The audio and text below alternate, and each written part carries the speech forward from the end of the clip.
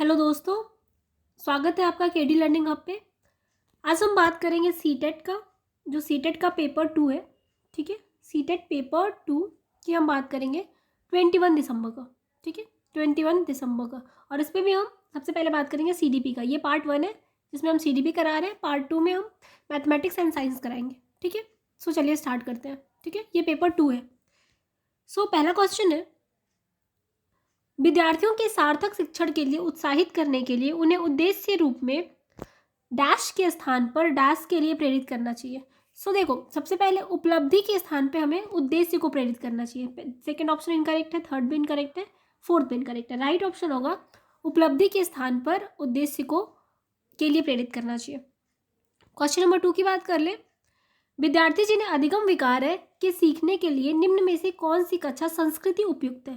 मतलब जिसको सीखने में प्रॉब्लम आ रही है, ठीक है ना, तो हम सख्त पाठ्य चर्चा नहीं करा सकते, असहनशीलता भी नहीं रख सकते। उनकी गलतियों के लिए हमें सहनशीलता रखनी पड़ेगी, ना कि असहनशीलता। ठीक है, मानकीकृत आकलन भी नहीं कर सकते। हाँ, हम बहुत सारे शिक्षा शास्त्रीय पद्धति यूज कर सकते हैं ताकि उसके लर्निंग में जो भी विकार है वो दूर हो सके। सो 2 का राइट ऑप्शन 4 होगा। ठीक है, क्वेश्चन नंबर 3 की बात करते हैं। विभिन्न भाषीय पृष्ठभूमि से आने वाले विद्यार्थियों की कक्षा में एक शिक्षिका को क्या करना चाहिए। तो सबसे अच्छी बात यह होती है कि एक शिक्षिका को कक्षा में सम्मान की संस्कृति पैदा करना, जिसमें विद्यार्थियों को अपनी भाषा और बोली के बारे में बात करने को प्रोत्साहित किया जा सके। क्वेश्चन नंबर 4 की बात करते हैं। प्रतिभाशाली विद्यार्थियों की पहचान कैसे की जाती है। सो चुनौतीपूर्ण कार्यों के लिए तत्परता, ये गलत है सेकेंड वाला, क्योंकि अक्षमता नहीं, क्षमता विकसित करना। ठीक है, मौलिक सोच द्वारा बहुत इंपॉर्टेंट है, और बहुत समाधानों की क्षमता द्वारा। थर्ड और फोर्थ तो मोस्ट इंपॉर्टेंट है, लेकिन 1 भी करेक्ट है, 1 भी आप कंसीडर कर सकते हो। ठीक है, सो 1, 3 एंड 4 राइट ऑप्शन होगा।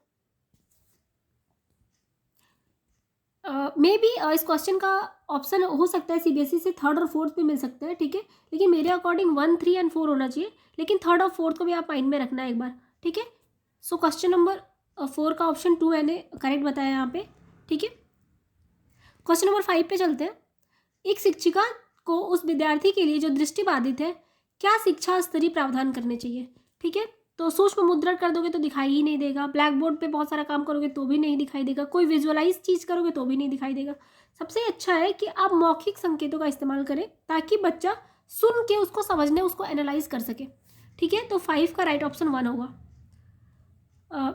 6 की बात कर लेते हैं। निम्नलिखित में से कौन सा कथन बच्चे के समाजीकरण की प्रक्रियाओं की सही व्याख्या करता है। ठीक है, सो क्वेश्चन नंबर 6 की अगर हम बात करें तो सेकंड ऑप्शन सही होगा। बच्चे का विकास आनुवांशिक और परिवेशिक कारकों का जटिल पारस्परिक प्रभाव है। मतलब आपकी जो आनुवांशिक चीज़ें हैं वो तो है ही, साथ में जो आपका एटमॉस्फेयर है, आपका जो सोशलाइजेशन है, वो भी बहुत इंपॉर्टेंट रोल प्ले करता है। सो क्वेश्चन नंबर 7 की बात करते हैं। कक्षा में एक बच्चा अपने सहपाठी से इस तरह व्यवहार करता है जैसा कि उसके घर में बर्ताव किया जाता है, या किसका उदाहरण है। तो यह सामाजिक संरचनावाद का बहुत अच्छा एग्जाम्पल है। जो अपने समाज से हम सीखते हैं, अगर हम वैसा ही व्यवहार कर रहे हैं तो ये सामाजिक संरचनावाद कहलाएगा। बच्चे और बचपन के बारे में समयानुकृत दावा करना कठिन है, क्योंकि इसमें बहुत बहुलता या विविधता है। ये बात बिल्कुल सही है।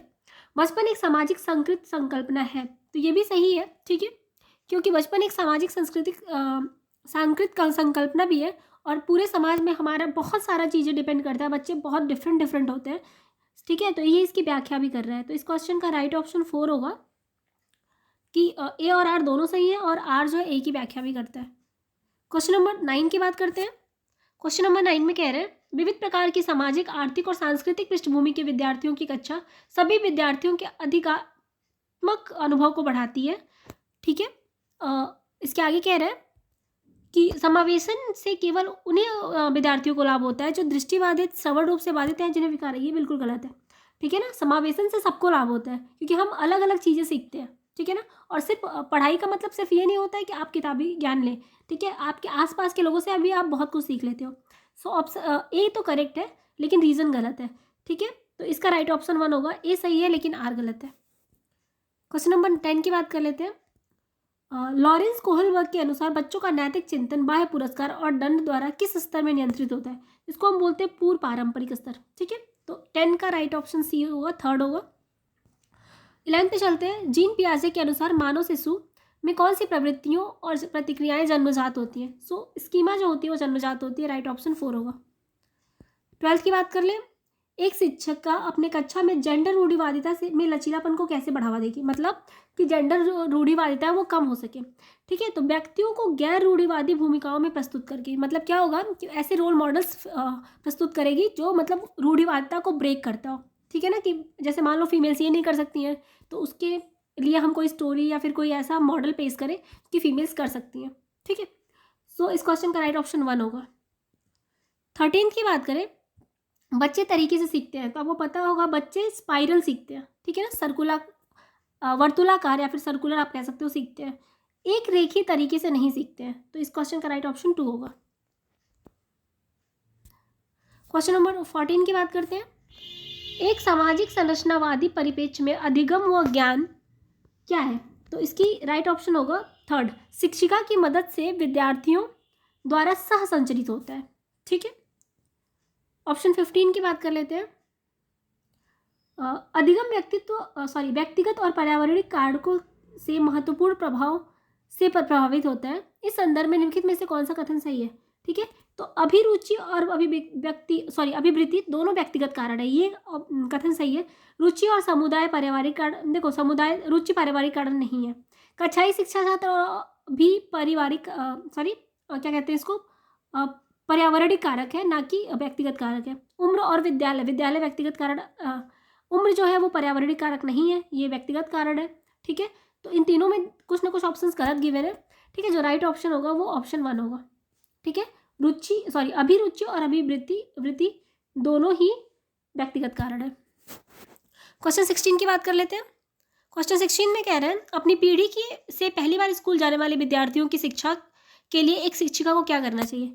तो इनकी संस्कृति का सम्मान करते हुए इन्हें स्कूल की भाषा और संस्कृति से परिचित करवाना चाहिए। ऑप्शन 4 सही होगा। ठीक है, पियाजे की विकास सोपान सिद्धांत का सही विकास चरण क्रम पहचानिए। सबसे पहले संविदात्मक होता है, फिर पूर्व संक्रियात्मक होता है, फिर मूर्त होता है और फिर औपचारिक होता है। सो क्वेश्चन 17 का राइट ऑप्शन 1 है। क्वेश्चन 18 की बात कर लेते हैं। विकास की दिशा और क्रम हर बच्चे के लिए समान होता है, लेकिन हर बच्चा अपनी गति से विकसित होता है। ठीक है, तो विकास की दिशा और क्रम हर बच्चे के लिए समान होता है, यह एक रूपता का ही सिद्धांत है। ठीक है, सो 18th का राइट ऑप्शन 4 होगा। 19th की बात करें, अधिगम हेतु एक प्रेरक वातावरण देने के लिए शिक्षक को क्या करना चाहिए? ठीक है, तो 19 की बात करें तो तीसरा ऑप्शन सही होगा। यह मानना चाहिए कि भावात्मक और संज्ञानात्मक पहलू एक दूसरे से को प्रभावित करते हैं। ठीक है, सो 19 का ऑप्शन 3 करेक्ट होगा। 20th की बात कर लें, निम्नलिखित में से कौन सा पियाजे के सिद्धांत की आलोचना प्रस्तुत करता है? तो पियाजे ने यह माना था कि विकास की जो प्रक्रिया वह सतत है, और यही इनका आलोचनात्मक कारण भी बना। ठीक है, तो ऑप्शन 2 करेक्ट होगा। 21 की बात करें, इसमें मैच करना है मैच द फॉलोइंग। ठीक है, समस्या और उसकी समाधान दिए हैं, तो आपको अगर एक भी पता है तो आप क्वेश्चन सॉल्व कर सकते हो। जो कलन विधि होता है ना, वो समस्या को स्टेप बाय स्टेप या फिर चरण दर चरण पदानुक्रम विधि से सॉल्व करना होता है। ठीक है, तो A का 2 हो जाएगा। ठीक है, और जैसे ही A का 2 करोगे आपको आंसर मिल जाएगा। ठीक है, एक ऑप्शन 2 करेक्ट है। A का 2, B का 4, C का 1 और D का 3। ठीक है, B का 4 होगा, C का 1 और D का 3। ठीक है, B का 4 और ये होगा आपका। ठीक है, आप इसको चेक कर लीजिएगा। क्या कक्षा में सहज ज्ञान चिंतन को प्रोत्साहित किया जाना चाहिए? बिल्कुल करना चाहिए। बच्चों का सहज ज्ञान और अनुमान उनके ज्ञानात्मक चिंतन को विकसित करने में सहायक होता है। सो 22 का 3 राइट होगा। ठीक है, नेक्स्ट बात करते हैं 23 की। निम्न में से अध्यापक द्वारा अपनाई गई कौन सी तकनीकी संरचनात्मक शिक्षण अधिगम प्रक्रिया में हानिकारक है? सो ऑप्शन 3 हानिकारक है। अच्छा प्रदर्शन न करने वाले बच्चे को प्रेरित करने के लिए काले स्टार देना बिल्कुल नहीं करना चाहिए ऐसा। सो ये इनकरेक्ट है। 24 की बात करें, लेव व्यागस्की के अनुसार नए ज्ञान की संरचना किस क्षेत्र में होती है? इस क्षेत्र के बीच में जो कि तो इस क्वेश्चन का जो राइट ऑप्शन होगा वो होगा ऑप्शन 2, जो कि बच्चा जानता है और उसमें जानने में सामर्थ्य है। ठीक है ना, उसको उसमें जानने का सामर्थ्य भी है और वही वो जानता भी है, तो वो उसके लिए बहुत अच्छा हो जाएगा। 25 की बात करें, किसी शिक्षक को सीखने का मूल्यांकन सुनिश्चित करने के लिए क्या करना चाहिए? सो ऑप्शन 3 होगा, प्रत्येक बच्चे, यहाँ पे बच्चे लिखा है, बच्चे के कार्य का विश्लेषण करना और उनके अवबोध में अंतर याद करनी चाहिए। ठीक है, 26 की बात करें, हार्वर्ड गार्डनर की थ्योरी क्या थी? तो हार्वर्ड गार्डनर का जो सिद्धांत था वो बताते थे कि बुद्धि को विविध स्वतंत्र बुद्धियों में विभाजित किया जा सकता है, जिसमें प्रत्येक का एक अद्वितीय जैविक आधार होता है। ठीक है ना। सो 26 का राइट ऑप्शन 4 होगा। 27 स्टेटमेंट है, दृश्यों के एक संग्रह का इस्तेमाल करने और उसके बाद अधिगमकर्ताओं के पूर्व अनुभवों के आधार पर चर्चा करना अधिगमकर्ताओं में संकल्पनात्मक समझ को बढ़ावा देगा। ठीक है, और ये बात सही है। अधिगमकर्ताओं उन्हें दी गई सामग्री या क्रियाकलापों के आधार पर उनके मौजूदा विचारों को नए विचारों से जोड़कर सक्रिय रूप से अपने ज्ञान की संरचना करते हैं। तो ये भी बिल्कुल सही है, और ए और आर का सही स्पष्टीकरण भी है। सो 27 का राइट ऑप्शन 1 होगा। विद्यार्थियों के काम में त्रुटियां क्या इंगित करती हैं? सो वयस्कों जो इसके क्वेश्चन का जो राइट ऑप्शन होगा 28 का, वो दूसरा होगा। विद्यार्थियों की जो सोच है वो वयस्कों से गुणात्मक रूप से भिन्न होती है। ठीक है ना। अक्षमता बिल्कुल नहीं होगा, इनाम बिल्कुल नहीं होगा। ठीक है, और तुलना भी नहीं करना होता है। ठीक है, तो राइट ऑप्शन जो होगा वो 2 होगा। 29 की बात करें, राष्ट्रीय शिक्षा नीति 2020 द्वारा सुझाई गई समग्र 360 डिग्री बहुआयामी रिपोर्ट क्या प्रस्तावित करती है? ठीक है, तो जो 360 डिग्री बहुआयामी रिपोर्ट है, ठीक है, ये पेंसिल पेपर पे तो बिल्कुल जोड़ नहीं देती है कि आप पेंसिल पेपर पे बांटिए बच्चों को। यंत्रवत याद करने के कौशल की आकलन करने को भी नहीं कहती। युगात्मक तो बिल्कुल नहीं होगा। स्व आकलन और सम समूह आकलन का समावेश करने को बोलती है। ठीक है, सो 29 का राइट ऑप्शन 1 होगा। सो आज का लास्ट क्वेश्चन है, एक बालक केंद्रित कक्षा में क्या होना चाहिए?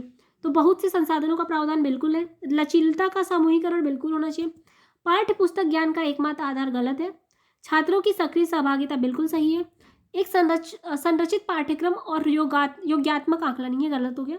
ठीक है, सो मेरे अकॉर्डिंग जो इस क्वेश्चन का राइट ऑप्शन होना चाहिए 1, 2 और 4 होना चाहिए। देखते हैं किसी स्टेटमेंट में है। हाँ, स्टेटमेंट 1 करेक्ट है इसके लिए, 1, 2 और 4। ठीक है, सो 30 क्वेश्चन खत्म हो चुके हैं। ठीक है, इस वीडियो को यहीं पे एंड करते हैं। अगर आपको वीडियोस पसंद आ रहे हो तो आप लाइक, सब्सक्राइब और शेयर जरूर करिएगा। ठीक है, इसके बाद जो नेक्स्ट क्लास आएगी वो इसके मैथमेटिक्स और जो साइंस का की क्वेश्चन है उसको लेकर हम कवर करेंगे।